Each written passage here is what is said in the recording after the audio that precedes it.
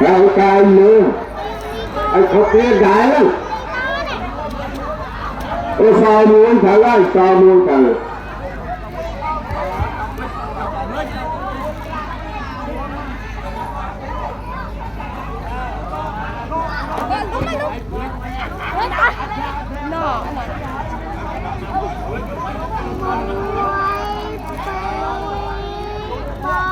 chặt nào rồi không vui vui với cái một bàn hay biết luôn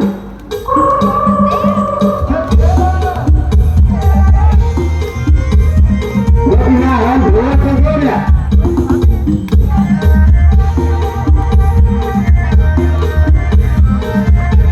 kena kamera ke dalam ruang ke dalam kan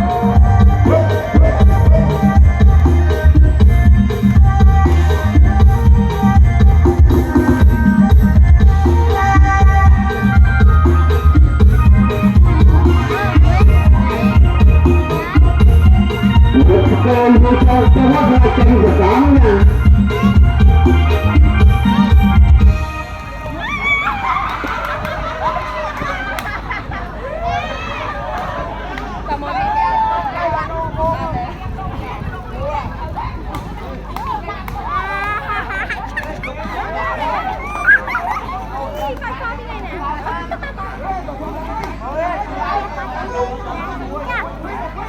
Ôi tin luôn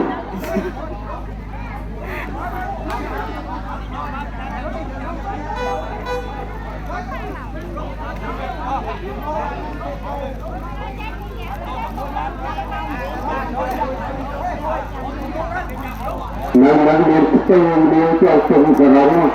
nah pejabat kalau kerong kan gedam gitu ini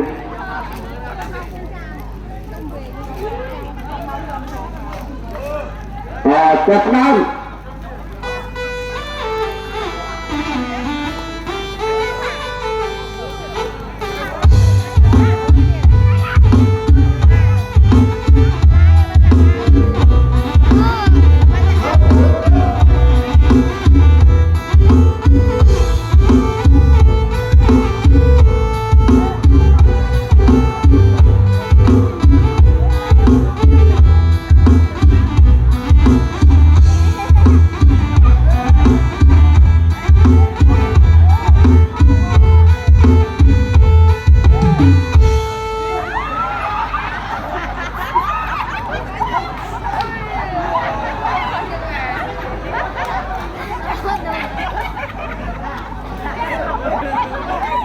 man cái đấy mình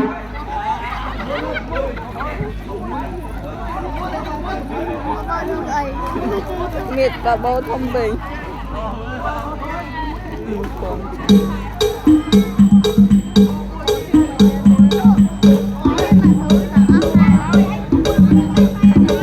mẹ mình còn chưa chưa ăn chưa ai mà bao đâu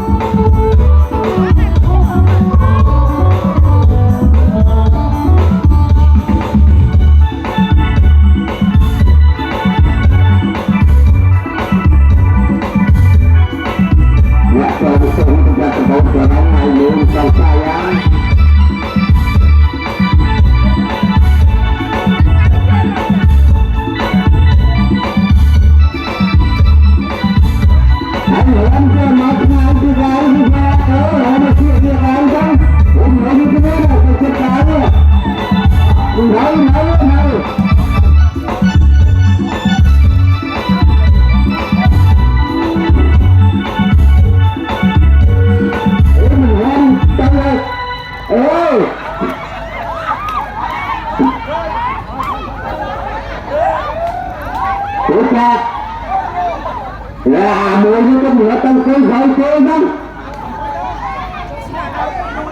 là thấy hôm ra chơi cây tam đông này cái cưới mình nhà tân cưới thì ông có tân cưới bạn này ở tuổi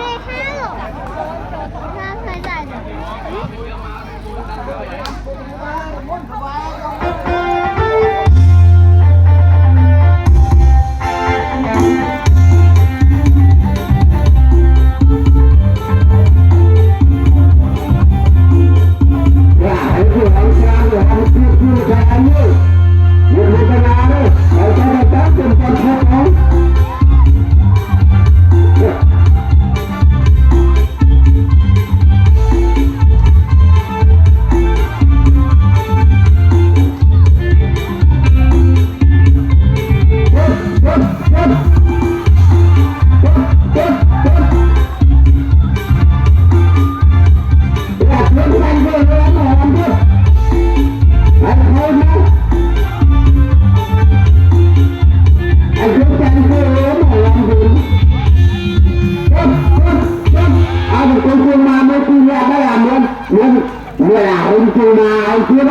cô chặt mía này nhá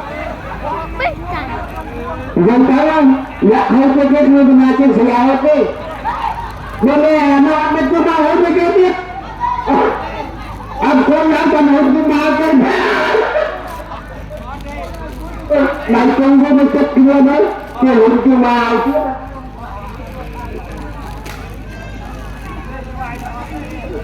dah cakap nanti lah dah saya pulang lebih kan dah Oke, dimasukkan mendatang.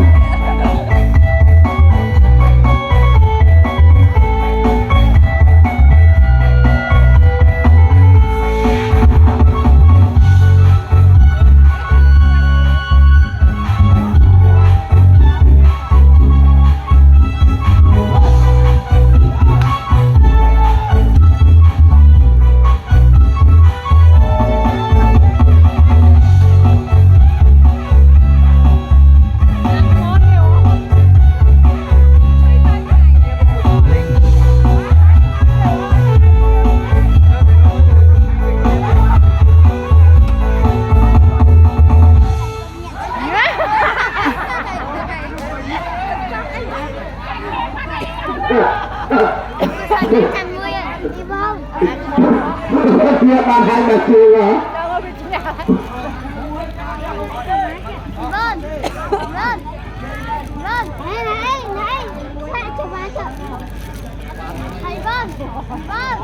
Waduh jadi kurang.